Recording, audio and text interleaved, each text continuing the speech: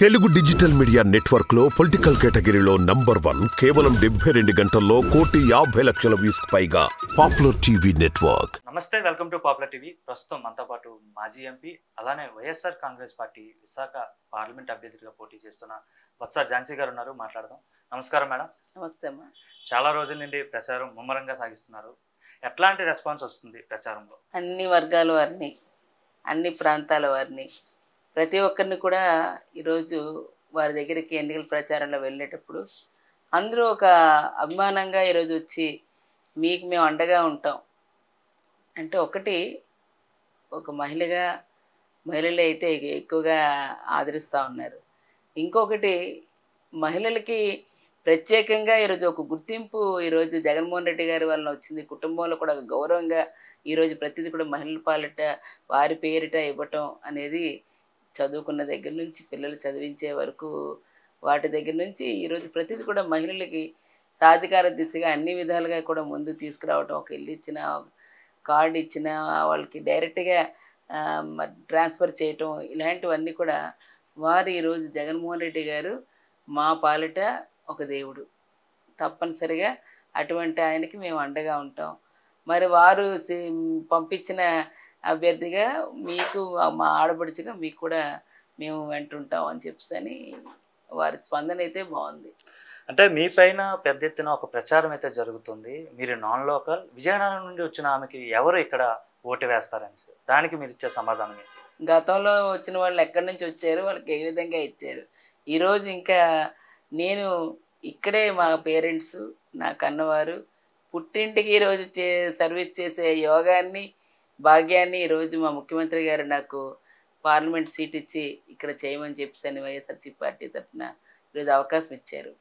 గతంలో చేసినప్పుడు కూడా నేను బొబ్బిలి ఎంపీగా చేసినప్పుడు part of the Visakhapatnam company. ఆ రోజు కేవలం 5 గ్రామాలే నాకు ఉండేవి అనంతగిరి మండలంలో. అయినా సరే విశాఖపట్నంలో ప్రతి అంశాన్ని కూడా టచ్ చేసి మా ప్రాంతం, మా ఉత్తరాంధ్ర, మా విశాఖపట్నం ఏదైనా ఇక్కడ ఏమైనా సమస్య వస్తే ఖచ్చితంగా అది తీర్చే వరకు పార్లమెంట్లో ప్రస్తావన తీసుకొచ్చి వాటికి అవసరమైనవి స్టీల్ ప్లాంట్ గురించి అవనండి, షిప్ యార్డ్ గురించి అవనండి, బిహెచ్ఏఎల్ గురించి అవనివ్వండి, వరల్డ్ క్లాస్ యూనివర్సిటీ గురించి అవనివ్వండి, వాళ్ళ ఫిషర్మ్యాన్ గురించి అవనివ్వండి, రైల్వే జోన్ గురించి అవని, వివిధ అనేకమైన అంశాలు ఈ ప్రాంతానికి కావాల్సిన వాటి అన్నిటిని కూడా లేవనెత్తి తీసుకొచ్చేదాన్ని. ఎందుకంటే ఉత్తరాంధ్ర అటుపక్క శ్రీకాకుళం కానీ, ఇటు విజయనగరం కానీ, విశాఖపట్నం కానీ, ఈ రెండింటి నుంచి వచ్చింది. విజయనగరం జిల్లా 79లో ఏర్పడింది. నేను ఇక్కడే పెరిగిందాన్ని, ఇక్కడ చదువుకునేదాన్ని, ఇక్కడే ఉన్నదాన్ని. ఈరోజు నన్ను ఏ విధంగా వాళ్ళు నాన్ లోకల్ అంటారు. అసలు వాళ్ళు ఎక్కడి నుంచి వచ్చారు, వాళ్ళ తాతల తండ్రులు ఎక్కడి నుంచి వచ్చారు, వాళ్ళ పుట్టి పూర్వోత్తరాలు ఏంటి, వారు ఎలాగ లోకల్ అవుతారు. ఇక్కడ కనీసం చదువుకున్నారు. నా బాల్యం అంతా ఇక్కడ స్కూల్లోని, మున్సిపల్ స్కూల్లో చదువుకున్నాను, ఇక్కడ యూనివర్సిటీలోనే నేను చేశాను. మరి నేను లోకల్ అవుతానా, వాళ్ళు లోకల్ అవుతారా? అంటే విశాఖకు సంబంధించి మీరు ఎంపీగా ఎన్నికైతే విశాఖ ఏం చేద్దాం అనుకుంటున్నారు? మీ మాస్టర్ ప్లాన్ ఏంటి? ఖచ్చితంగా ఈరోజు విశాఖపట్నంకి అన్నీ భౌగోళికంగా భగవంతుడు ఇచ్చిన వారం మనకు అన్నీ ఉన్నాయి. దాన్ని ఈరోజు మా ముఖ్యమంత్రి గారు కూడా ప్రత్యేకంగా విజన్ విశాఖ అది డాక్యుమెంటరీ కూడా రిలీజ్ చేశారు. అది 1,00,000 కోట్లతో ఈరోజు చేయడానికి, దానిలో ప్రధానంగా మోర్ దెన్ 80% అనేవి ఈ ప్రాంతానికి సంబంధించినవి. దాని ద్వారా ఈరోజు అన్ని కనెక్టివిటీ మన విశాఖపట్నం నుంచి మన స్టేట్లో మిగిలిన ప్రాంతాల కనెక్టివిటీ, మన స్టేట్ దాటి ఇంటర్ స్టేట్ కనెక్టివిటీ కూడా కలగడానికి అవకాశం ఉన్నవన్నీ ఈరోజు ప్రత్యేకంగా దృష్టి సారించారు. ప్రధానంగా ఇక్కడైతే ఐటీస్ అది లాంటి వాటిని తీసుకురావటం, ఎక్కడైతే యువకులకి ఈరోజు ప్రత్యేకించి ఎంప్లాయ్మెంట్ జనరేషన్ క్రియేట్ అవ్వాలంటే ఎక్కువగా ఇప్పుడు ఐటీ మీద ఇంట్రెస్ట్ చూపిస్తున్న ఇటువంటి తరుణంలో ఇప్పటికే స్వర్గీయ రాజశేఖర రెడ్డి గారు మొదట అవకాశం కల్పించి ఇక్కడ రావటం, ఆ రోజు సత్యం, ఈరోజు టెక్ మహేంద్రగా ఉంది, విప్రో పల్సెస్ అని ఇంకో దాని కింద ఉంది. ఇట్లాగా స్టార్టింగే వాటిని రావటం జరిగింది. ఇప్పుడైతే ర్యాన్స్టాడ్ అవనివ్వండి, WNS అవనివ్వండి, XT గ్లోబల్ అవనివ్వండి, అట్లాగే ఈరోజు భారత్ ఎలక్ట్రానిక్స్ అవనివ్వండి, మరి ఈ సంస్థలన్నీ ఇక్కడ ఉండడంతో పాటు ప్రత్యేకించి రానున్న కాలంలోని ఇంకా అదాని డేటా సెంటర్, అమెజాను, అలాగే ఈ కామర్స్ ఫ్లిప్కార్ట్ లాంటిది, అలాగే మనకున్న అచ్యుతాపురం సెజ్జు, దాంట్లోనే ఈరోజు సెయింట్ గ్లోబిన్, తర్వాత ప్రత్యేకించి లారస్ ఫార్మా కంపెనీ, ఇలాంటివి వాటితో పాటు ఏటీజే టైర్స్, ఇలాంటి వాటితో పాటు ఇక్కడున్న బ్రాండెక్స్ దానికి సంబంధించి అనేక మందికి ఈరోజు టెక్స్టైల్ దీంట్లో ఉమెన్కి గతంలోనే నేను విజయనగరం ఎంపీగా ఉండేటప్పుడే ఫ్యాషన్ టెక్నాలజీ ఆ ప్రాజెక్ట్ తీసుకొచ్చి అక్కడ నిఫ్ట్ వాళ్ళతో ట్రైనింగ్ ఇప్పించి దాని ద్వారా వాళ్ళకి ఎంప్లాయ్మెంట్ కూడా బ్రాండెక్స్లోని సుమారు 16,000 మందికి ఇప్పించాను. అంటే ఇలాంటి వాటిని తీసుకొస్తే ఇంకా మహిళలకు కూడా ఈరోజు మధ్యతరగతి కుటుంబాలు చాలామంది చేసుకోవడానికి అవకాశం కలిగి ఉన్నవి. ఇవి కాకుండా ఈరోజు మనకు పోర్ట్లు ఏవైతే మనకి పోర్ట్స్ ఉన్నాయో వాటిని ఇంకా కొత్తవి పోర్ట్స్ కూడా రావడానికి ఈరోజు శ్రీకాకుళం అవనివ్వండి, మనకి విశాఖపట్నం, విజయనగరం మధ్యలో అవనివ్వండి, అలాగే fishing harbours, fish land centres, ఇలాంటి వాటిని డెవలప్ చేసుకోవటం, ఇలాంటివన్నీతో పాటు ప్రత్యేకంగా ఈరోజు ఒక్కటే కాకుండా మనకి టూరిజంలో కూడా చాలా ఈరోజు డెవలప్ చేసుకోవడానికి అవకాశం, దానికి అవకాశమైనవి ఈరోజు ఇవన్నీ చేయాలంటే తప్పనిసరిగా ఈరోజు మనకి ఇక్కడ అడ్మినిస్ట్రేటివ్ క్యాపిటల్ అనేది ప్రధాన అంశంలో అజెండాలోని 9 అంశాల్లో ఒకటి ఇక్కడ పెట్టడం జరిగింది ముఖ్యమంత్రి గారు లేటెస్ట్ మేనిఫెస్టోలో. ఖచ్చితంగా అది అడ్మినిస్ట్రేటివ్ క్యాపిటల్ ఈ ప్రాంతానికి రావాలి, డెవలప్మెంట్ అనేది రావాలి, కనెక్టివిటీ అనేది రావాలి. ఇంటర్నేషనల్ ఎయిర్పోర్ట్ ఒక శరవేగంతో రెడీ అవుతుంది. 25 కల్లా 26 కల్లా అది కంప్లీట్ చేసి ఇవ్వడానికి వాళ్ళు సిద్ధంగా ఉంది. దానికి అవసరమైన మెట్రో లైన్ గురించి కూడా ఇప్పటికే దానికి సంబంధించి కూడా పెట్టడం జరిగింది. దానికి అవసరమైనదే కాకుండా ఈరోజు 6 లైన్ రోడ్ కూడా పోర్టు నుంచి అక్కడ భోగాపురం వరకు అయ్యా భీమిలి వేయడానికి ఉంది. ఇవి కాకుండా 12 ఫ్లైఓవర్లు, అలాగే 14 కనెక్టివిటీ రోడ్స్ కూడా దానికి ఏవైతే ఈరోజు లాజిస్టిక్స్ అన్నీ పెరుగుతున్నాయి దానికి సంబంధించి ఈరోజు ఏవైతే వస్తున్నాయో ట్రాన్స్పోర్ట్ సంబంధించి ఇవాళ అవసరమైన కనెక్టివిటీ రహదారులు వేయడానికి ఇవాళ వాటిలో పెట్టి ఉన్నాయి. ఇవన్నీ వేలాది కోట్లతోనే ఈరోజు చేయడానికి ఇవి సిద్ధంగా ఉన్నాయి.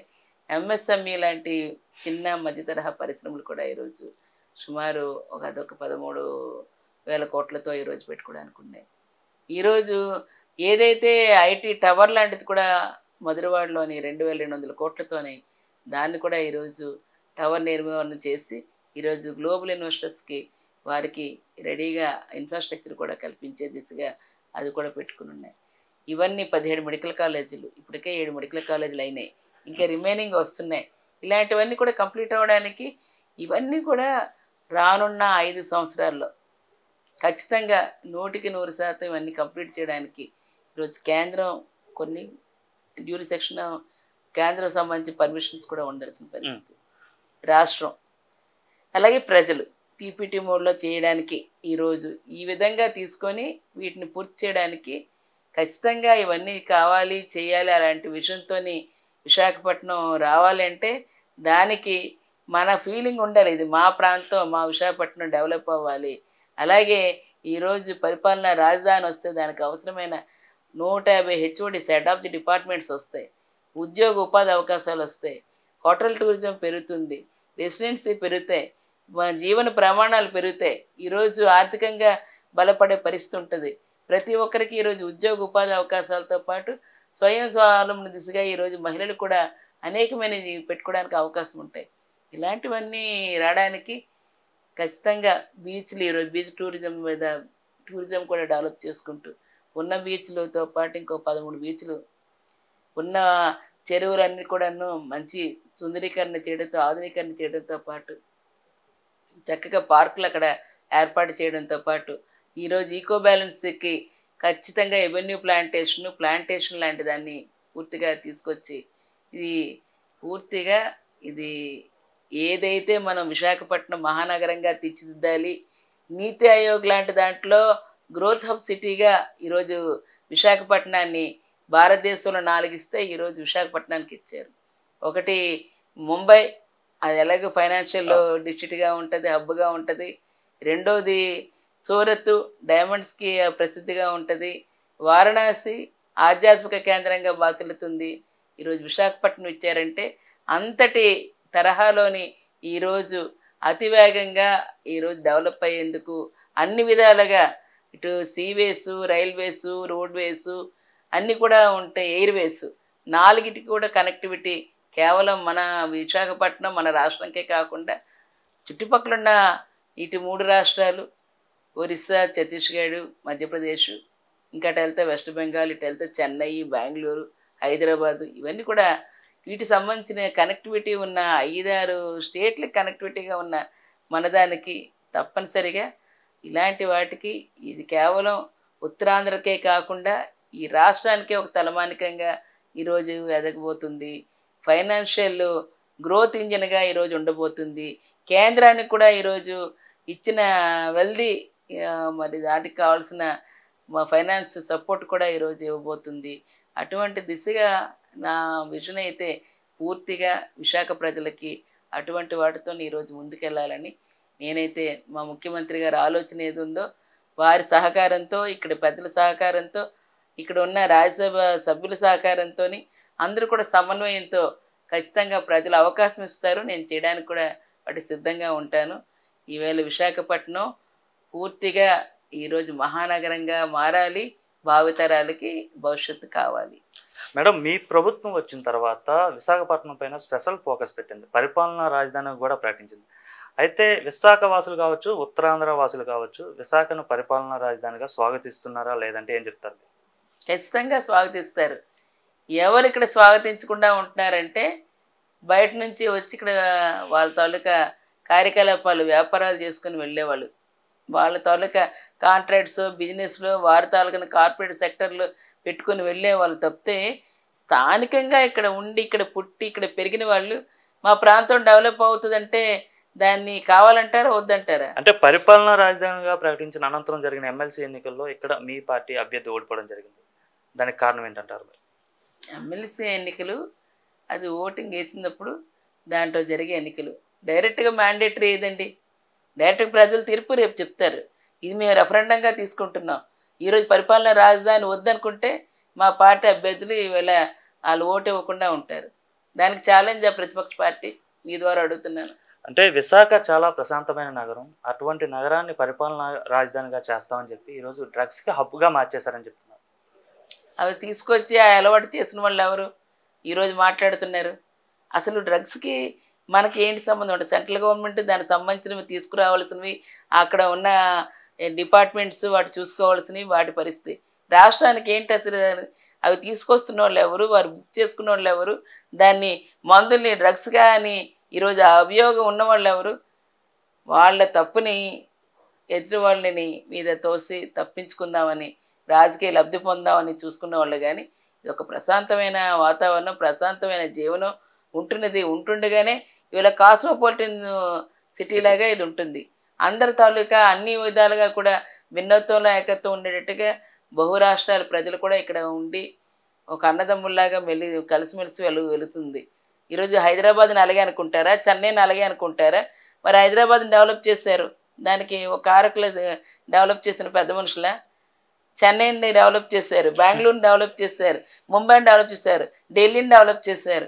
మరి దాని అన్నిటికీ కారణం ఎక్కడ క్యాపిటల్ అయితే అక్కడ వాటిని ఈ విధంగానే బ్లేమ్ చేస్తారా? ఎన్నికలలోని ఈవేళ నేరుగా గెలిచే సత్తా లేదు కాబట్టి ఇలాంటివన్నీ బ్లేమ్ చేయడం, ప్రజల్లో ఒక కన్ఫ్యూజన్ తీసుకురావడం, మైండ్ గేమ్ చేయడం. వాస్తవానికి ఈరోజు ఎక్కడెక్కడ ఎవరిని ఏమంటున్నారో, ఏ విధంగా వస్తున్నాయో, ఎక్కడ ఏ ప్రాంతంలోని ఇలాంటి వాటికి అనుకూలం ఉందో అన్న వాటి మీద కూడా ప్రత్యేక నిఘా ఈరోజు. అందుకనే ఆడపిల్ల రక్షణతో పాటు ఈరోజు దిశ లాంటి యాక్ట్తో ఈరోజు మరింత పటిష్టంగా ఇవాళ రాష్ట్ర ప్రభుత్వం చేస్తున్నది. ఎక్కడికక్కడ ఏమున్నా సరే వాటి అన్నిటిని కూడా ఈవేళ పూర్తి స్థాయిలో నిఘా పెట్టి వాటి మీద ఎలాంటి వాళ్ళకైనా శిక్ష వేసే విధంగా ఈరోజు చేస్తున్నవి. అప్పటికి ఇప్పటికీ మీరు నేరాలలోనే చూడండి, లేదంటే ప్రజల తాలూకా జీవనానికి ఇబ్బంది పెట్టే పరిస్థితులు కానీ చూడండి. అప్పుడు ఆ ప్రభుత్వం ఎలాగుండే, ఇప్పుడు ఈ ప్రభుత్వం ఎలాగుండే, వాటిలో కూడా చూసినా ఈరోజు చాలా లో పర్సంటేజ్ మనకి. అలాంటి దాన్ని ఈరోజు అవ్వటం వల్ల ఒక డెవలప్మెంట్ అయితే వాళ్ళు ఉనికి ఎక్కడ కోల్పోతామో అవన్నీ వాటి భయం పట్టుకొని ఈరోజు ఇవన్నీ బ్లేమ్ చేస్తున్నాయి తప్పితే ఇలాంటి వాటికి ఎంకరేజ్ చేసేది లేదు. అలాంటి వాటికి మాకు సంబంధం రాష్ట్ర ప్రభుత్వానికి కూడా సంబంధం లేదు. మేడం, అవునన్నా కాదన్నా వైఎస్ఆర్ కాంగ్రెస్ పార్టీ అర్బన్ ఏరియాలో చాలా బలహీనంగా ఉంది. అంటే గతంలో ఇక్కడ అర్బన్లో 4 సీట్లు కూడా ఓడిపోయారు. ఇప్పుడు అటువంటి చోట మీరు ఎంపీగా ఎట్లా గెలుస్తాం అనుకుంటున్నారు? అస్సలు కానే కాదు. ఎందుకంటే గతంలో ఉన్న పరిస్థితి వేరు. ఆ రోజు ఒకసారి నమ్మి ఇచ్చారు. అప్పుడు కూడా పార్టీ మరి వేయటం అంత వేవ్‌లోని ఉండేటప్పుడు వాళ్ళు గెలిచారంటే, ఆ రోజు వాళ్ళకున్న ఇన్‌ఫ్లుయెన్స్, వారు చేసిన విధానాలు వారికి ప్రజలు తీర్పిచ్చారు.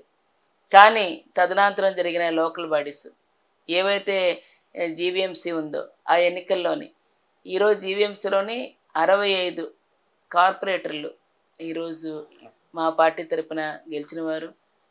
చైర్పర్సను, డిప్యూటీ చైర్మన్లు అంతా మరి దాంతో కలగలుపుగా ఇక్కడ ఉన్నవాళ్ళు.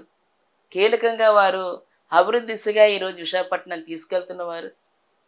ఖచ్చితంగా ఆ రోజుకి రోజు ప్రజలకు కావాల్సిన అవసరాలన్నీ తీరుస్తూ పట్టణాన్ని సుందరీకరణ చేయడంతో పాటు ఈరోజు ట్యాప్ కనెక్షన్స్ ఇవ్వడంతో పాటు ఏవైతే ఈరోజు పార్కులు అభివృద్ధి చెందడంతో పాటు బీచ్లు లాంటివి కూడా వీళ్ళు క్లీనింగ్లతో పాటు వారి బీచ్లు కూడా పెంచే దిశగా ఈరోజు వెళ్తూ మరి ఇలాంటి వాటన్నిటిని కూడా తీసుకొని వెళ్తున్న అండర్ గ్రౌండ్ ఇప్పుడు డ్రైనేజ్ సిస్టాన్ని కూడా దాన్ని కూడా ఈరోజు ప్రత్యేకంగా దృష్టి పెడుతూ ఇలాంటివన్నీ ఒక పక్కన తీసుకెళ్తూ మహిళలకి ఆర్థిక స్వావలంబన దిశగా దానికి కావాల్సినకి ఈరోజు జీరో ఇంట్రెస్ట్తోనే వారికి అవకాశం కల్పిస్తూ సెల్ఫ్ ఎంప్లాయ్మెంట్గా ఎంతమందికో ఈరోజు అవకాశం కల్పిస్తూ అనేకమైన చేస్తున్న వాటిలో ఈరోజు ఖచ్చితంగా పార్టీ తీసుకున్న నిర్ణయాలు మేనిఫెస్టో ఏది ఇచ్చారో ముఖ్యమంత్రి గారు జగన్మోహన్ రెడ్డి గారు తూచా తప్పకుండా ఈవేళ గ్రామ స్వరాజ్యమే దేశ స్వరాజ్యంగా ఈరోజు ప్రతి వార్డు సచివాలయాలు అట్లాగే గ్రామ సచివాలయాలతో ఈరోజు పూర్తి స్థాయిలో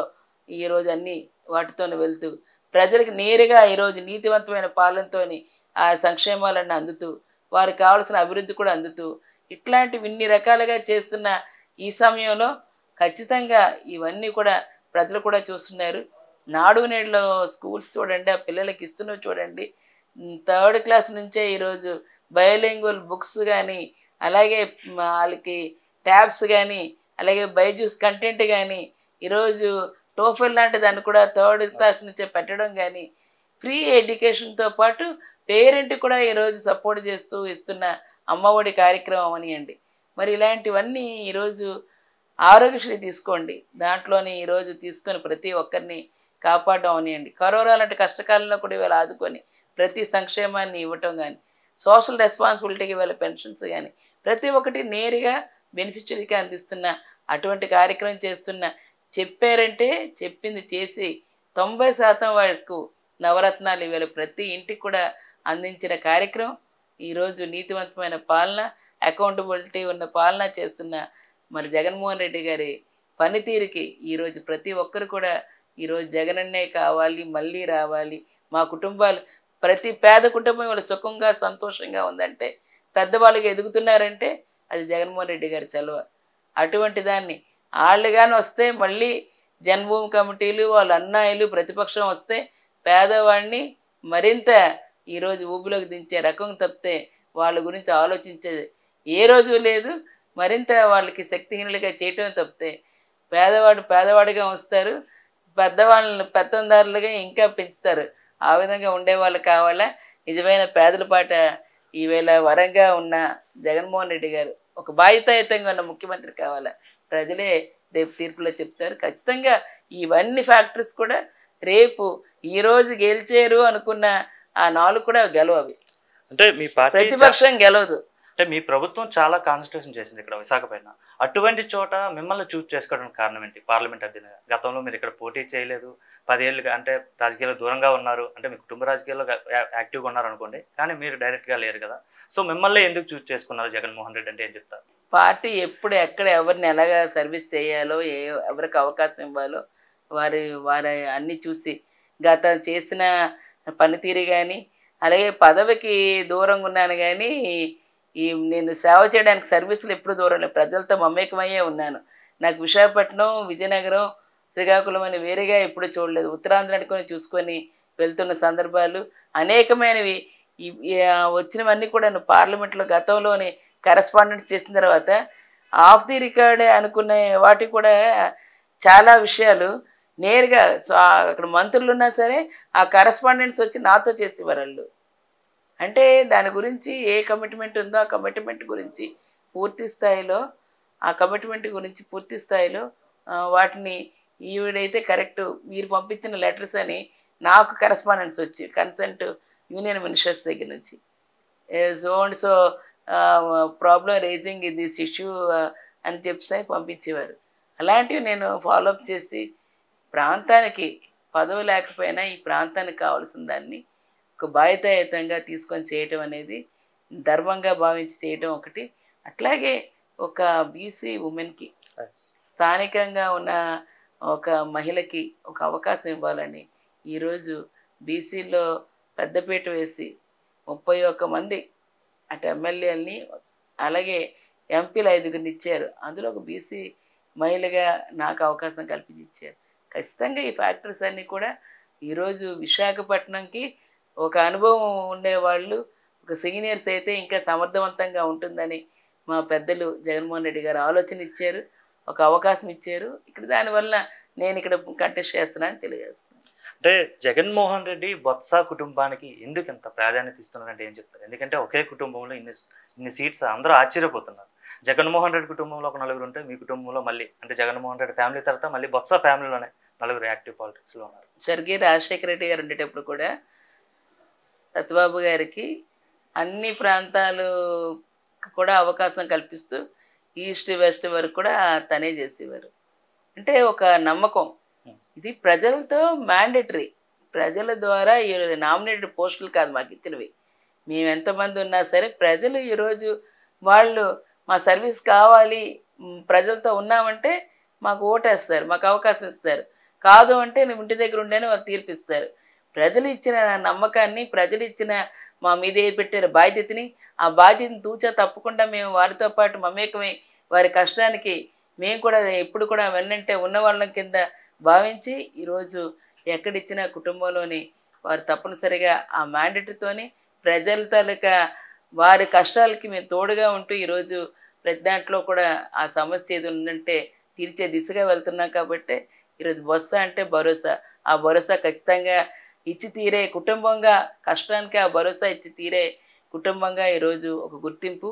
ఈరోజు మా ముఖ్యమంత్రి గారు కూడా అటువంటి బాధ్యతాయుతంగా చేసే పర్సన్స్ అనే గుర్తుపెట్టించారు. ప్రజలతోనే ఈరోజు ప్రజల తీర్పు నుంచి మేము గెలుస్తున్నాం కానీ ఎవరితో నామినేటెడ్ పోస్టులు మేము తీసుకొని చేయలేదు. అంటే గతంలో మీరు ఎంపీగా చేసేటప్పుడు జగన్మోహన్ రెడ్డి కూడా ఎంపీగా ఉన్నారు. ఎలా ఉండేవారు అప్పుడు జగన్మోహన్ రెడ్డి? చాలా వారు చాలా బాధ్యతాయుతంగానే వారు మాట్లాడేటప్పుడు గట్టా చేసేవారు. మేము కూడా అందరం ఒక దగ్గర ఉన్నామంటే అక్కడ ఫ్యామిలీ లాగా ఉంటాం. పార్టీలన్నీ పక్కన పెట్టండి, అక్కడ అందరం కూడాను ఒక ఫ్యామిలీ లాగా ఉండి వెళ్ళి మన ఎంపీ మాకున్న రెస్పాన్సిబిలిటీ మా బాధ్యతలు మేము తీసుకొని చేస్తాం. ఆ విధంగానే అప్పుడు అందరం ఒక పార్టీ నుంచే వెళ్ళాం, అందరూ ఒక విధంగానే చేసుకొని వచ్చాం. తర్వాత ఏదైనా సరే తను చాలా గౌరవంగా ఏ మాటైనా ఈ రాష్ట్రంకి సమైక్యంగా ఉంచాలని చాలా పోరాడారు. అలాగే విభజనప్పుడు కూడా దీనికి ప్రత్యేక హోదా కావాలని అడిగారు కానీ దాన్ని నీరు కార్చారు చంద్రబాబు నాయుడు గారు. ఆయన వచ్చిన తర్వాత ప్రత్యేక ప్యాకేజ్ అని నీరు కార్చి ఆ విధంగా ఈ రాష్ట్రానికి అన్యాయం చేశారు. అని అలాంటి ఏదైనా ఒక కమిట్మెంట్ ఉందంటే ఆ కమిట్మెంట్ మీద నిలబడతారు. ఏదైనా మాట అన్నారంటే ఆ మాటకు తీర్చిదిద్దే విధంగా నిలబడతారు. ఎన్ని అడ్డంకులు వచ్చినా ఎన్ని కష్టం ఉన్నా సరే నిర్భయంగా నిజాయితీగా నిలబడి నిలువుటద్దంగా జగన్మోహన్ రెడ్డి గారు ఉండేవారు. అంటే మేడం రీసెంట్గా ఏదైతే విజయనగరంలో జరిగిన సీతకు సంబంధించి బొత్స సత్యనారాయణకు సంబంధించి నా తండ్రి సమానులైన అయితే ఆయన చెప్పడంతో బొత్స గారు చాలా ఎమోషనల్ అయ్యారు. మీరు ఎలా ఫీల్ అయ్యారు ఆ సిచ్యువేషన్ చూసి? కరెక్టే. రాజశేఖర రెడ్డి గారుతోనున్న అనుబంధం, మాకిచ్చిన చాలా సపోర్టు, కుటుంబాన్ని ఎప్పుడు కూడా హక్కున చేర్చుకొని ఒక స్నేహితుడిగా ఒక గైడ్గా అలాగా ప్రతి దాంట్లో ఆ రోజు నేను లోకల్ బాడీలో వచ్చానంటే కారణం స్వర్గీయ రాజశేఖర రెడ్డి గారు 33% వచ్చిన తర్వాత నువ్వు ఝాన్సీ నిలబెట్టు, నేను జిల్లా పరిషత్ చైర్పర్సన్గా అయ్యానంటే రాజశేఖర రెడ్డి గారి వల్ల. ఆ కుటుంబంతో నా అనుబంధం ఏ విధంగా మాకు గైడెన్స్ ఇచ్చి ప్రజల్ని ఏ విధంగా ప్రజలతో ఉండాలి, ఏం కావాలి ఎలా చూడాలని చెప్పడం, అవన్నీ ఒకసారి తండ్రిగా రాజశేఖర రెడ్డి గారు ఉంటే జగన్మోహన్ రెడ్డి గారు ఇంకెంత మరి దీనిగా ఉండేవారో అనేసని ఈరోజు ఆ మాట అంత విలువైన మాట అనేటప్పటికీ వారితో ఉన్న అనుబంధం, ఆ కుటుంబంతో ఉన్న అనుబంధం మరింత బాధ్యత పెంచుతూ ఈరోజు అటువంటి ఇచ్చిన వాటికి సత్యబాబు గారు కళ్ళంబడి నీళ్ళు రావటం, సత్యబాబు గారికే కాదు అభిమానులు అందరికి కూడా ఒకసారి కళ్ళంబడి నీళ్ళు వచ్చాయి మాకు. వారంతా మాట అనడంతో అందరికి కూడాను. అంటే బొత్స గారు ఎవరు అంటే ఎప్పుడు కూడా ఎమోషనల్ అవ్వడం ఎవరు చూడరు, చాలా గంభీరంగా కనిపిస్తారు మనిషి కూడా. అలాంటిది ఆయన అట్లా ఎమోషనల్ అవడం పైన చాలా పెద్ద ఎత్తున అది వార్తగా మారింది. తర్వాత అడిగారా మీరు ఎందుకు ఎట్లా అయ్యారు? అడిగాను, వెంటనే అడిగాను, వెహికల్ ఎక్కిన వెంటనే అడిగాను. అంటే ఈ మాటే చెప్పిన మాటే మీకు చెప్పాను. ఏమా రాజశేఖర రెడ్డి గారితో ఉన్న అనుబంధం, ఆ కుటుంబంతో ఉన్న అనుబంధం, వారు పడిన కష్టాలు ఈరోజు ఈ విధంగా ఇవ్వటం, రాజశేఖర రెడ్డి గారు ఉంటే ఈరోజు ఇటువంటి పరిస్థితి ఉండేది కాదు. జగన్మోహన్ రెడ్డి గారికి ఇంకా ఎంతో ధైర్యం ఉండేది. ఈరోజు ఆయన అయినా చాలా మొండి ధైర్యంగా ఈరోజు ఎదిగి వచ్చారు, ఇన్ని విధాలుగా పడ్డారు. ఈరోజు రాష్ట్రానికి ప్రజల్ని ఇవాళ కనబడిలా చూసుకుంటూ ప్రతి ఒక్కరిలోని రాజశేఖర రెడ్డి గారి తాలూకా చూసుకుంటున్నారు. అటువంటి వారు నాకు ఈ విధంగా అనటం మరింత బాధ్యతాయుతంగా ఈరోజు తీసుకొని వెళ్ళేది. రాజశేఖర రెడ్డి గారితో అనుబంధం, వారికి కళ్ళమ్మ నీళ్ళు వచ్చాయని చెప్పారు. మేడం, ఈరోజు అనకాపల్లిలో ఏదైతే మీటింగ్ జరిగిందో ఎన్డీఏ కూటమికి సంబంధించి బహిరంగ సభ, ఆ సభలో మోడీ మాట్లాడుతూ రాష్ట్రాన్ని జగన్ సర్వనాశనం చేశాడు, గతంలో చంద్రబాబు హయాంలోనే రాష్ట్రం చాలా అగ్రగామిగా ఉండేది, అండ్ జగన్మోహన్ రెడ్డి ఓడిపోబోతున్నాడు, కూటమి అధికారంలోకి వస్తుందని అయితే మోడీ అంటుంటారు. దానిపైన మీ స్పందన ఏంటి? 3 పార్టీలు కలిసినప్పుడే అనుకున్నాం ఓటమికి భయపడే కూటమికి జత కట్టారని. ఒక పార్టీతోనే వచ్చి నిజంగా వాళ్ళు అభివృద్ధి చేస్తే, నిజంగా ఈ రాష్ట్రాన్ని బాగుపడితే ప్రజలు ఎందుకంటే అవకాశం ఇస్తారు? వాళ్ళు చేసింది ఒక్కటైనా చెప్పమనండి. ఈరోజు దానికి ఆ ధైర్యం, ఆ దమ్ము, ఆ సత్తా లేదు కాబట్టే ఈరోజు కూటమితో జత కట్టారు. ప్రధానంగా ఏవైతే ఇవాళ స్టీల్ ప్లాంట్ దాన్ని ఇవాళ ప్రైవేటీకరణ చేద్దాం అనుకున్న పార్టీతో నా ప్రతిపక్ష నేత జత కట్టారు. ఆ రోజు విభజనకి మూల కారణం వాళ్ళు ఓటింగ్ వేయకపోతే విభజనే జరగదు. అటువంటి విభజనకి అటువంటి దాన్ని ఈరోజు మన రాష్ట్రాన్ని ముక్కలు చేసిన వాళ్ళతోని ఈరోజు జత కట్టారు. మూడవది ప్రత్యేక హోదా ఇస్తామని అట్లాంటి ఆ రోజు వెంకయ్యనాయుడు గారితో గట్టిగా మాట్లాడి మాకు ప్రత్యేక హోదాతో పాటు ఉత్తరాంధ్రాన్ని, అలాగే రాయలసీమ ప్రాంతాన్ని, ఇలాగ రకరకాలుగా అన్ని ప్రాంతాల్లో కూడా మాకు ఇంకా మీరు ప్రత్యేకంగా బుందేల్ఖండ్ లాంటి ప్యాకేజీలు కూడా ఇవ్వాలని చెప్పి మాట్లాడిన వాళ్ళు ఈరోజు దాన్ని ఊసే పట్టలేదు. మరి ఆ నేతలే కదా, ఆ పార్టీయే కదా. మరి ఈరోజు స్టెప్ మదర్ ట్రీట్మెంట్ చేస్తున్నారు, కావాలని ఉన్న పరిశ్రమల్ని కుదేలు చేస్తున్నారు, దాన్ని ప్రైవేటీకరణ చేద్దామని ఆలోచన చేస్తున్నారు. నిజంగా వారికి సత్వే ఉంటే, శక్తే ఉంటే మరి అనౌన్స్మెంట్ చేయించలేదు? ఈరోజు స్టీల్ ప్లాంట్ని మేము ప్రైవేటీకరణ చేయట్లేదు, మేము ప్రజలకే దాన్ని పబ్లిక్ సెక్టార్లోనే ఉంచుతున్నాము, మేము ఖచ్చితంగా మీకు ఏదే అన్నారో మీకు ప్రత్యేక హోదా స్టేటస్ కావాల్సినవన్నీ మేము ఇస్తాము, రైల్వే జోన్ కంటిచుడుపులాగా మనకి ఇచ్చారు, కేకే లైన్తో కలిపి వాల్టేర్ డివిజన్ కలిగి ఉన్న రైల్వే జోన్ మీకు పూర్తి స్థాయిలో మీకు అందిస్తున్నాము, దానికి సంబంధించిన పరిశ్రమలు కూడా మేము ఇక్కడ కావాలని మేము పెడుతున్నాం చెప్పమనండి. ప్రధానమంత్రి గారు వచ్చారంటే ఈరోజు ఈ రాష్ట్రానికి ఆయన కూడా కేంద్రం నుంచి ఈ రాష్ట్రానికి ముఖ్యమంత్రి గారు ఎంత బాధ్యతాయుతంగా తీసుకోవాలో దేశానికి ఆయన భాగస్వామ్యంగా ఈరోజు పబ్లిక్ సెక్టార్లో ఉన్నవి కేంద్రం సంబంధించిన సంస్థలన్నింటినీ ఈరోజు బలోపేతం చేసి దాని ద్వారా ప్రజలకి, అక్కడ ఉన్న ఉద్యోగులకి, కార్మికులకి ఈరోజు ఒక అండగా ఉండాలి. అటువంటిది మీరు పాలించే రాష్ట్రాలు అయితే ఒకలాగా, ఈరోజు అవి కాకపోతే ఇంకొకలాగా ఈరోజు సౌత్ ప్రేమని చూపిస్తూ ఈరోజు చెప్తున్నవి ప్రజలు అన్నీ గమనిస్తున్నారు. ఖచ్చితంగా ఈరోజు రేపు రానున్న రోజుల్లోనే వాటి మూల్యం చెల్లించుకుంటారు. అంటే చంద్రబాబు నాయుడు మేనిఫెస్టో గురించి చెప్తారు, అంటే బీజేపీ సపోర్ట్ లేకుండా, ఫోటో లేకుండా ఆ మేనిఫెస్టో, అదే ఆ మేనిఫెస్టో మీద అందులో కూటమి పెద్దలే ఇవాళ బీజేపీకి కానీ అట్లాగే జనసేన కానీ ఫస్ట్ 3 ఫోటోలు వేసుకుంటే ఒక ఫోటో డిలీట్ అయింది. అక్కడ నుంచి ఫోన్ కూడా చేసి వాళ్ళకి నీ మేనిఫెస్టోలోని మా ఫోటోలు తీసేయమని చెప్పని వాళ్ళు పంపించారంటే వాళ్ళ మేనిఫెస్టో ఏ విధంగా వాళ్ళు ప్రజలకు ఇచ్చిన మాటకి కట్టుబడి ఉంటారన్నది ప్రజలందరికీ తెలిసిపోయింది. రెండో రోజు పవన్ కళ్యాణ్ గారిది కూడా తీసేయమన్నారు. అంటే వాళ్ళు ఆయన చేసిన మాట లాస్ట్ టైం 666 హామీలు ఇచ్చి ఒకటి కూడా అమలు కాకుండా బుట్టదాఖలు అయినవి. ఏమన్నారు మనకి? ఇంటికి ఒక ఉద్యోగం, బాబు వస్తే జాబ్ వస్తుంది, నిరుద్యోగ భృతి అన్నారు, రుణమాఫీ అన్నారు, రైతు రుణమాఫీ అన్నారు, 3 సెంట్లు భూమి అన్నారు, ఆడపిల్ల పుడితే 25,000 అన్నారు, బంగారాలు తాకడ పెడితే తీసుకొచ్చి ఇచ్చేస్తామన్నారు. ఏ ఒక్కటైనా చేసి పెట్టారా? పరిశ్రమలు తెస్తా ఉన్నారు. వాళ్ళు ఉండేటప్పుడు తీసుకొచ్చిన ఉద్యోగాలు ఏంటండి? 35,000 ఉద్యోగాలు. వాళ్ళు పెట్టుబడులు ఏం తీసుకొచ్చారండి? ఉన్న పరిశ్రమలు కూడా అన్నీ ఇక్కడ కనీసం పెట్టడానికి ఒక అనుకూలంగా ఉన్నాయని ఇక్కడికి వస్తాయి. ఇవన్నీ తీసుకెళ్ళి అమరావతిలో పెట్టండి, అది ఇంకోటి పెట్టండి, అక్కడ ఏమీ లేని దానికి ఎవరు వెళ్ళి పెడతారండి? ఇంత కనెక్టివిటీ ఉంటేనే రావడానికి ఈరోజు సంసిద్ధత వ్యక్తం చేస్తున్నారు. ఈరోజు ఈజ్ ఆఫ్ డూయింగ్లోని ప్రతి సంవత్సరం కూడా ది బెస్ట్ నెంబర్ 1గా ఈరోజు భారతదేశంలో ఉందంటే ఈరోజు పరిశ్రమలు వాటికి అనుకూలంగా అవన్నిటికి కావాల్సినవన్నింటినీ ఈరోజు ఏర్పాటు చేయబట్టే వస్తున్నాయి. దాన్ని ఎందుకు వీళ్ళు చూసుకోవట్లేదు? ఈవేళ $43.5 బిలియన్ ఈవేళ జీడిపి వస్తే దాంట్లో మత్స్య సంపద ద్వారా ఈరోజు 10% ఈవేళ మనం కేంద్రానికి ఇస్తున్నాం. అత్యధిక రెవెన్యూ ఇవాళ మన పోర్టు ద్వారా మనం ఇస్తున్నాం. భారతదేశంలో 2వ స్థానంలో ఉంది. అలాగే ఈరోజు తీసుకుంటే రైల్వే సెస్ ఈరోజు మనం అత్యధికంగా ఇస్తున్నాం.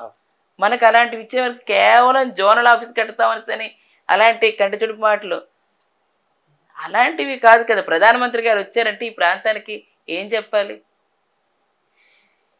ఈరోజు ఎన్నికల్లోని బీజేపీ గెలవాలని, వారి సభ్యులు ఆ కూటమి సంబంధించిన వాళ్ళు గెలవాలని వారు ఈరోజు ఏవో మాట్లాడి జగన్మోహన్ రెడ్డి గారికి ఈరోజు ఎడ్యుకేషన్ మీద రాష్ట్రంలోని ది బెస్ట్ ఎడ్యుకేషను భారతదేశంలోనే బెస్ట్ స్టేట్ అని ఈరోజు ప్రైమ్ మినిస్టర్ గారు ఎక్సలెన్స్లో ఇచ్చారంటే ఇది పరిపాలన మంచిదేనా చెడ్డదేనా?